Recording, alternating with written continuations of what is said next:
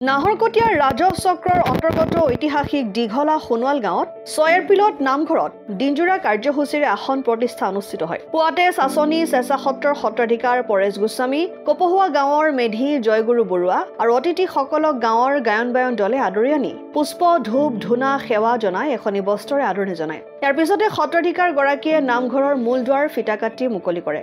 চাচনি চেঁচা সত্ৰৰ সত্ৰাধিকাৰ গোস্বামীয়ে মাংগলিক কাৰ্য বন্তি প্ৰজ্বলন, শৰাই সজাই 4 গৰাকী ভকতক সাক্ষী কৰি নামঘৰৰ মণিকূটত আসন প্ৰতিষ্ঠা কৰে। উল্লেখযোগ্য যে বিভিন্ন বুৰঞ্জীমূলক কিতাপত উল্লিখিত খটৰা সত্ৰৰ ডেকা সত্ৰাধিকাৰ ৰামদেৱ আতাই স্থাপন কৰা ঔগুৰি সত্ৰৰ শিষ্যসকলে 1770 খ্ৰীষ্টাব্দৰ পৰা এই ঐতিহাসিক দীঘলা সোণোৱাল গাঁৱত বিভিন্ন সত্ৰৰ শিষ্য, বিভিন্ন জাতি, ধৰ্ম, বৰ্ণ, ভাষা নিৰ্বিশেষে প্ৰায় 200 ঘৰতকৈ অধিক লোকে বসবাস কৰা গাঁওখনিৰ একমাত্ৰ নামঘৰটিত জয় বিজয় হনুমান গৰুড় পক্ষী তোৰণ নিৰ্মাণ, ৰামসিংহ নামঘৰত নতুন টিনপাত লগাই নামঘৰটিক আটক ধুনীয়াকৈ সজোৱাত গাঁওখনিৰ ভকত বৈষ্ণৱ আইমাতৃ ৰাইজে সন্তোষ প্ৰকাশ কৰিছে। লগতে নামঘৰৰ পৰিচালনা সমিতিক ভূয়সী প্ৰশংসা কৰিছে।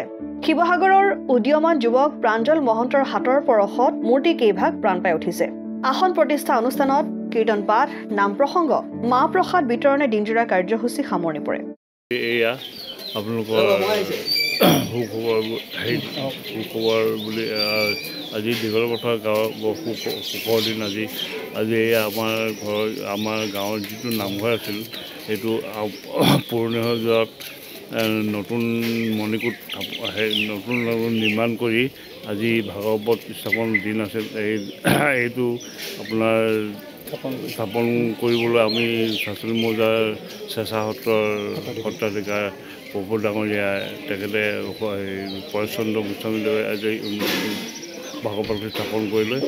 এইখিনিতে আৰু সুখবৰ এটা দিওঁ, আমাৰ গাঁৱৰে বাসিন্দা শ্ৰীযুত নলিন চন্দ্ৰ সোণোৱালে এখন তোৰণ জয় বিজয় আৰু গণ্ডপক্ষী আৰু হনুমান উৎসৰ্গা কৰিলে। ইয়াতো তেখেতলৈ আমাৰ তৰফৰ পৰা আন্তৰিক শুভেচ্ছা থাকিল।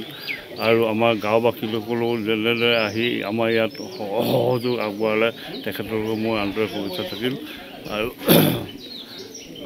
আন্তৰিক শুভেচ্ছা থাকিল। এয়াই আপোনালোকৰ ওচৰত আমি চিৰঋণী হৈ ৰ'ম। ধন্যবাদ। নাহৰকটীয়াৰ পৰা ক্ষীৰোদ কোঁৱৰৰ ৰিপৰ্ট, অসম আদিত্য।